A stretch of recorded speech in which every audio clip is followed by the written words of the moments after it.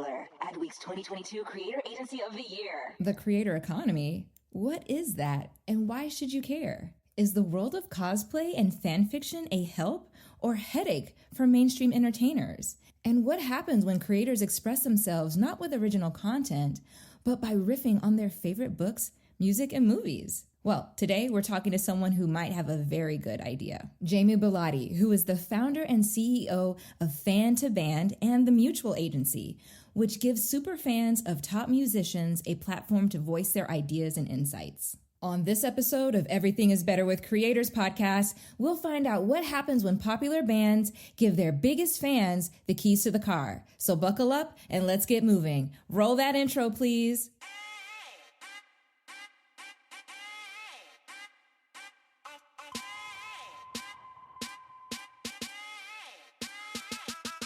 Everything is Better with Creators, the podcast that takes a deep dive into all things creator economy.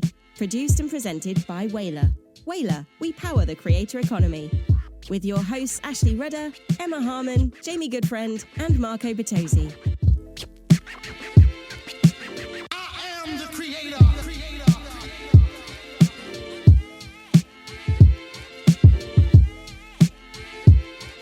And this is fresh. Hey everyone, welcome to this episode of Everything is Better with Creators. I'm Ashley Rudder, your guide to all things happening in the creator economy. Every week, myself or my colleagues, Marco Bertozzi or Jamie Goodfriend or Emma Harmon, will be hosting this podcast. Up next, on our Whalar Watch, we have Whalar's Creator Partnerships Executive, Jae Nunes, whose fangirl wisdom allows her to have a front row seat to casting amazing talent for all of our active campaign projects and being one of the key relationship holders between our agency partners and creators.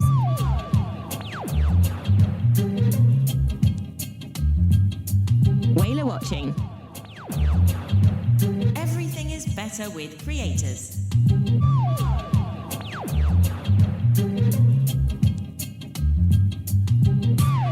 Hello, and welcome back to a special segment of Whalar Watch. My name is Jae Nunes, Whalar's resident professional fangirl, Gen Zer, and creator partnerships executive. Growing up as a creative, shy kid who moved around a lot, it was so hard for me to make friends and relate to others my age. But after discovering YouTube right before the platform took off, it changed my life. I would have never thought that 6 years ago, while I was running my Tyler Oakley fan account on Twitter and making art for my favorite creators, I would end up where I am now. The idea of fandom and its culture that surrounds it is constantly overlooked.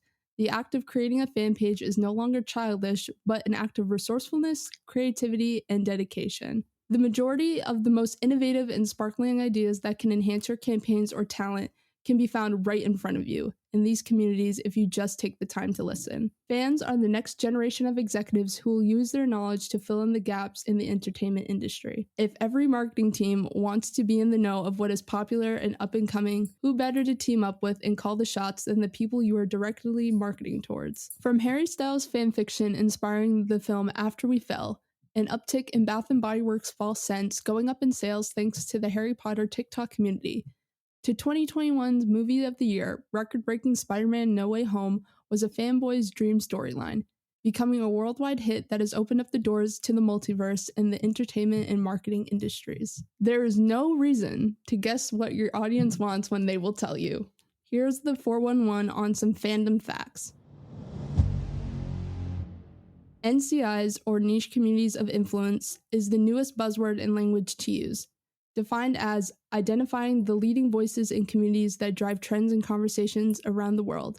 The first clue to identifying these tastemakers are the audiences that support them. Everyone may not have a favorite sports team, but they will always have a handful of their favorite bands to recommend you at a drop of a hat. Audiences and creators are two sides of the same coin. Content creating is a collaborative practice. All humans crave authenticity and storytelling. Platforms like TikTok, for example, are booming and increasing in popularity for advertising and content creation for that very reason. Becoming comfortable with these communities and fandoms is the most valuable tool brands can have in their toolbox. A brand's audience should be seen as its compass, and a creator's personality is valued over anything. So my advice to brands and marketers is to get out there. Fan conventions are becoming popular just like music festivals and sports games. Make your brand known, whether through engaging with social content revolving around your brand or product, Swag boxes of merch, pop-up events just become engaging. Make sure to make a presence because at the end of the day, who runs the world? Fans. Yes. Just a reminder that Everything is Better with Creators is brought to you by Whalar. The Whalar Way combines tech, talent, and creative social strategy to match brands with creators to produce authentic content that people really want to see. Whalar is democratizing the creative process for brands and creators by empowering a global talent network of thousands of influencers, tastemakers, creatives, and storytellers to connect you to your target audience, making advertising more inclusive, diverse, and effective. Check out more at Whalar. That's WHALAR.com. And now it's time to bring up the headliner of the evening. Very special. Please welcome to the stage The Big Interview. Everything is better with creators. Hello, Jamie. Welcome to Everything is Better with Creators. How are you?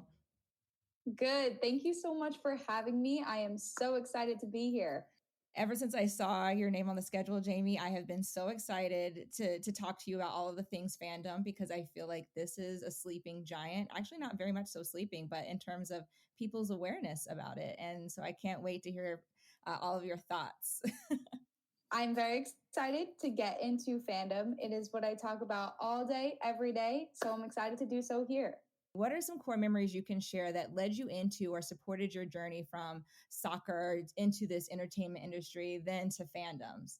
Yeah. So for me, I always grew up being a fan of music, probably more so than all of my friends. A lot of my family and my friends say I never grew out of the fandom stage or the fangirl era, and I hope I never grow out of it. At this point, I don't think I am. But, you know, I played soccer my entire life, like you said, and growing up, I spent most weekends at tournaments, traveling with my parents, making sure that, you know, I really gave my all to the sport, but that made online culture so much more important to me. I came from an extremely middle class family, super far removed from music. Almost had to teach them what the music industry was before they let me work in it.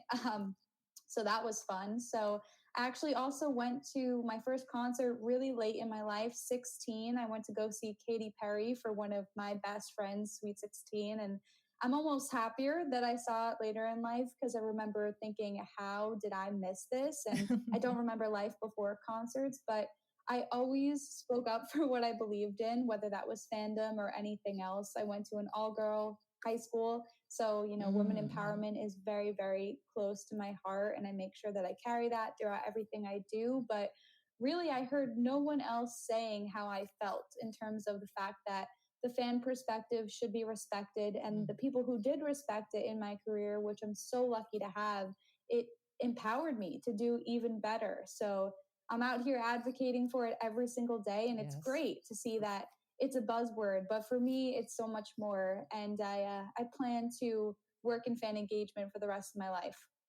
Incredible. Your experience with a record label and with the big idea behind fan to band. When did that part happen? When did it click that you needed to do something different? Yeah. So before I even get there too, I think, you know, expanding more on the fact that my family is so far from the music industry.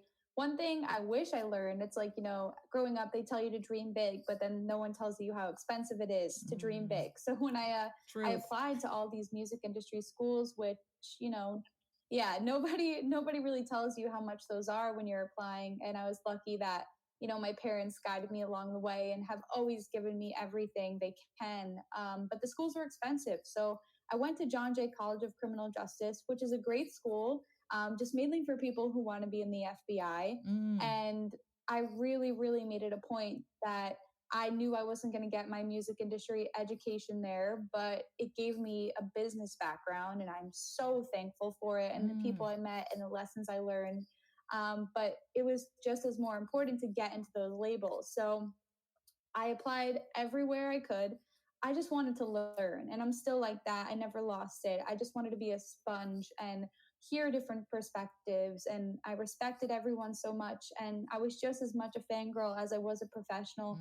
First there, last to leave, and I credit a lot of my success to the people who had zero obligation to help me, but did so anyway. And I make sure that that is an active role that I'm playing in other people's careers. But in terms of the record labels, I was at Sony, The Orchard in 2018, interning in performance rights services. Oh, cool. Then I went to Atlantic Records and radio promotion after that. And that's Wow. really where Fantaban was born. My amazing supervisor, Leslie, at the time, she was also a One Direction fan. Nice. You know, during my interview, she gave me a lot of lessons even before I started. And, you know, the number one thing she taught me was that it was a safe space for me to share my ideas and the fact that I was a fan with her. So I started to do that. And I noticed that being a fan was not something that everyone was okay with. Of course, not every fan should be a professional, but that doesn't mean that the people who want to be shouldn't be allowed to be, right? Right. So I shared my fan perspective. I was a fan of Why Don't We at the label at the time, still there. And I remember saying what my favorite song was. And then they would ask me more and more about them because they knew I was a fan of them.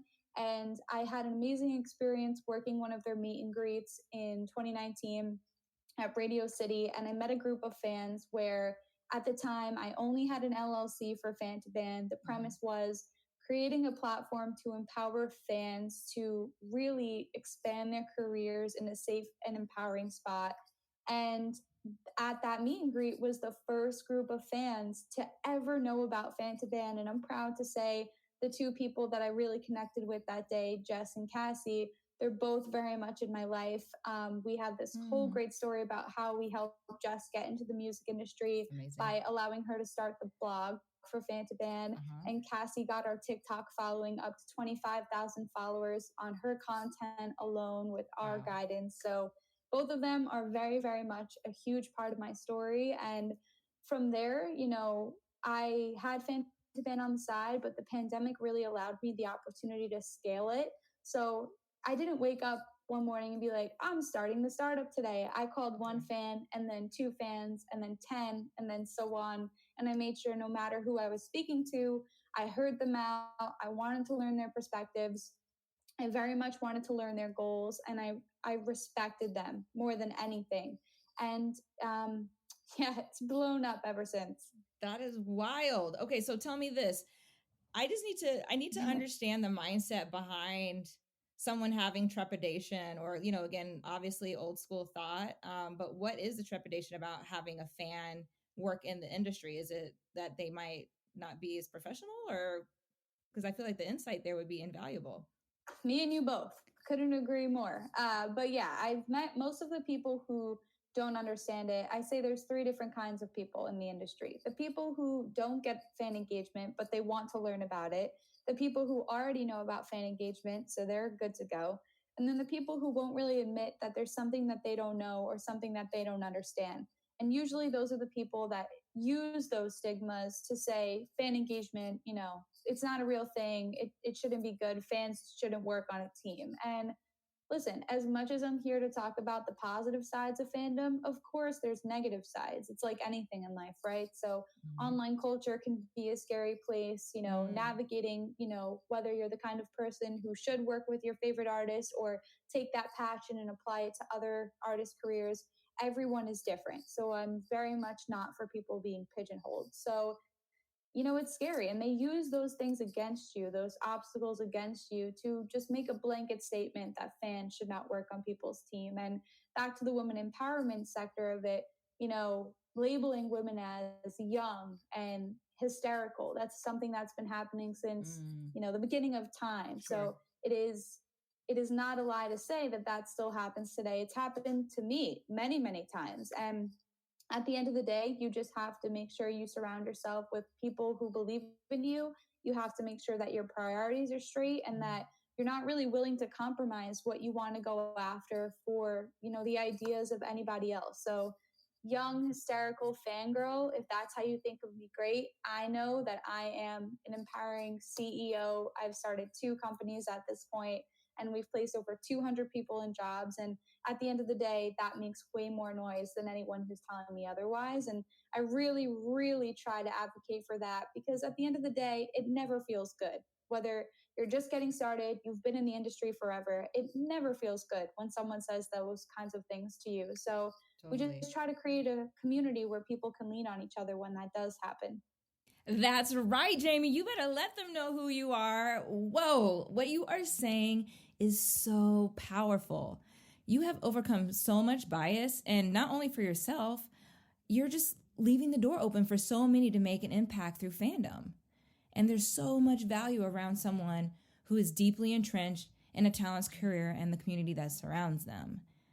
That is truly the purpose behind all of this art, right? Is who it affects. And the fans are the ones who are bankrolling the entire system. Whoa. We are on a hot streak, Jamie, with this topic. So now I have to know that when it comes to this demographic behind fandoms, which is, like you said, mostly young girls, tell us, why should studios be leaning into this consumer base? Yeah, well, it's simple. The answer is in the audience, and the audience holds key information on how to properly cater to them, work with them, how they feel. I'm a big believer that age, gender, and location does not properly define an audience. Although it's a lot of great information, coming from digital, I'm fully aware of how important that information is to be utilized in many different ways. But when I look at myself, I know it does not properly define who I am, how I consume content, why I consume content, how I engage with others, what resonates with me. So when you pay attention to an audience in a way that is more than just age, gender, and location, you fully get to know them.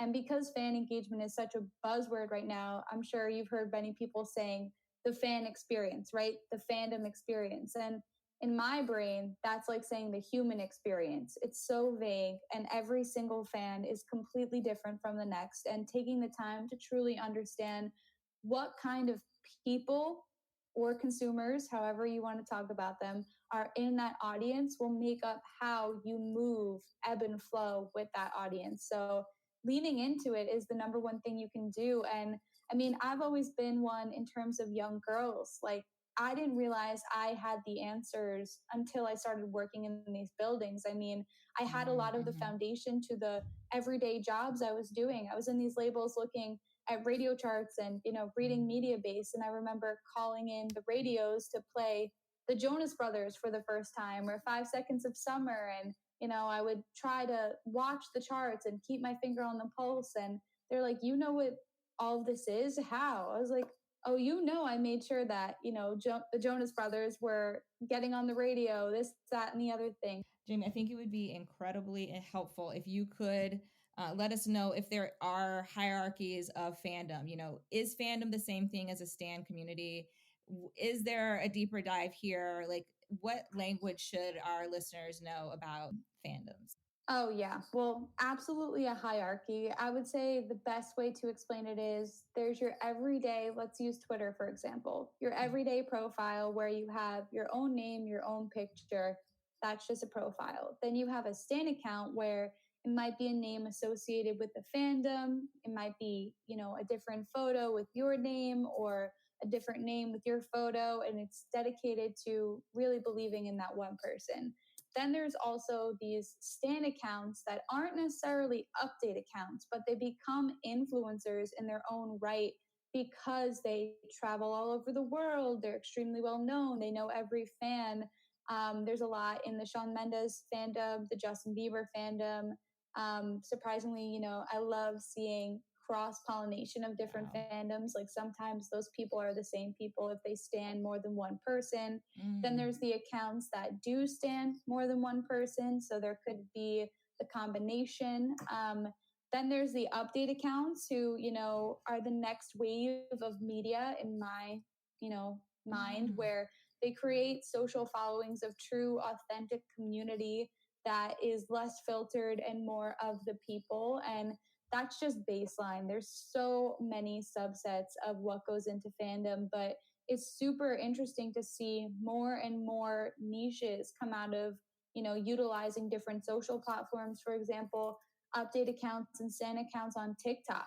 They're able to create content in a way that Twitter never allowed them to. So it's been super interesting seeing that. Tell me more about the entire premise of fan to band, just so that we all can understand exactly what all you're working on, and even share things in the future that's in the line of sight that you can share with us. Yeah, I'm happy to do so. So, fan to band was something different at many points over the past 2 years. And I like to say we were what our community needed. So, when we started, it was a way for people to point to our socials and say, fan engagement is a real thing. Take me seriously. And we've actually had people come up to me at colleges and say, my parents let me come here because I showed them on Fan to Band that fan engagement was a real thing. And of course, that made me cry.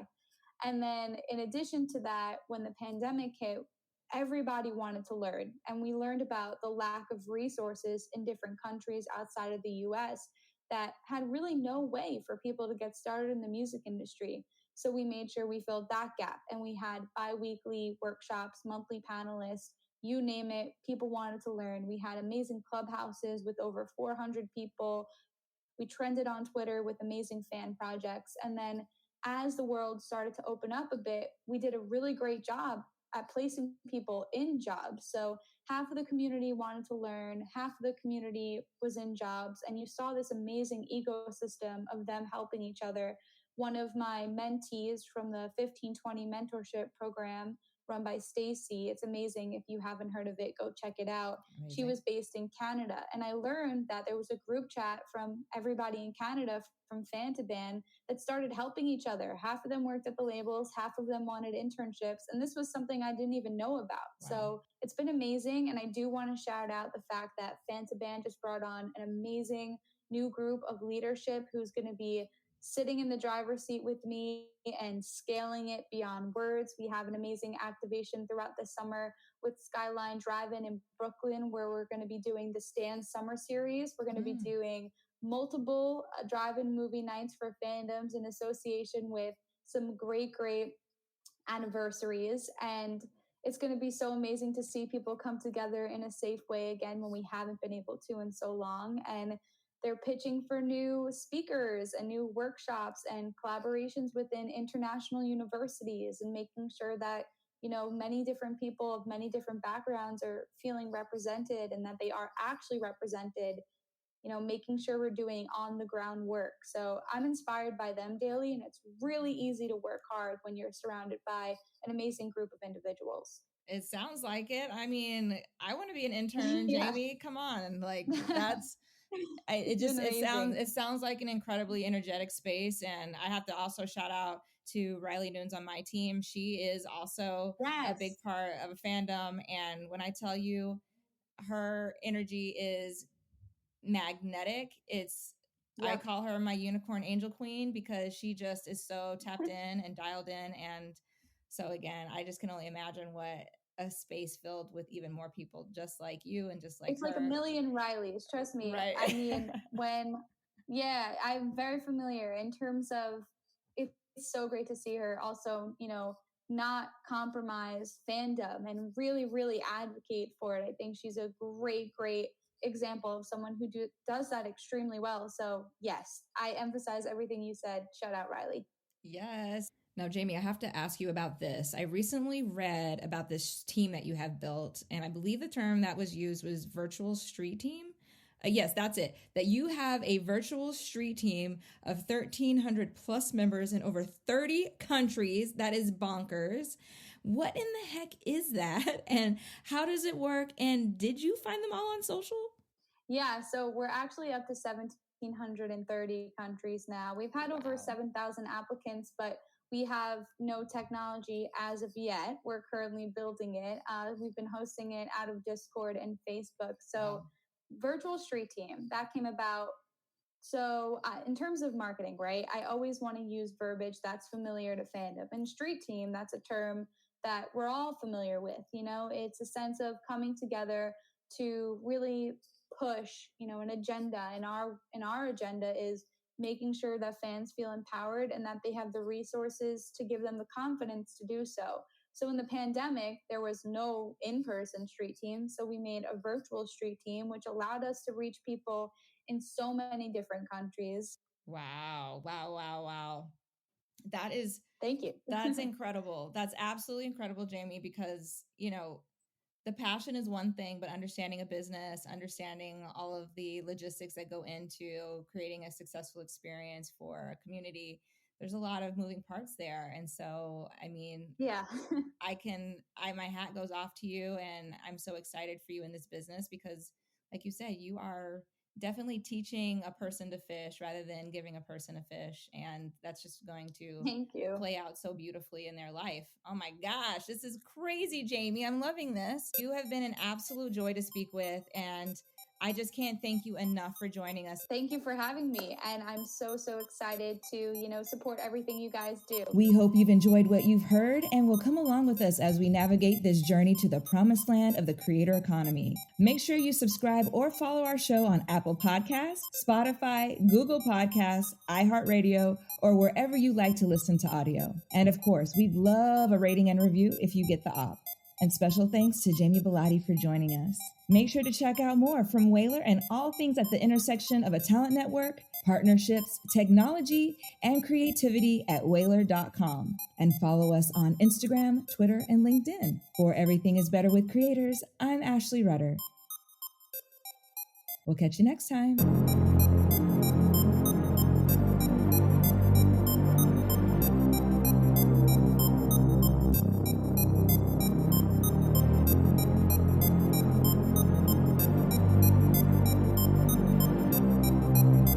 You see, I am the creator. Everything is Better with Creators is produced by Whalar. Whalar, we power the creator economy. Learn more at whalar.com.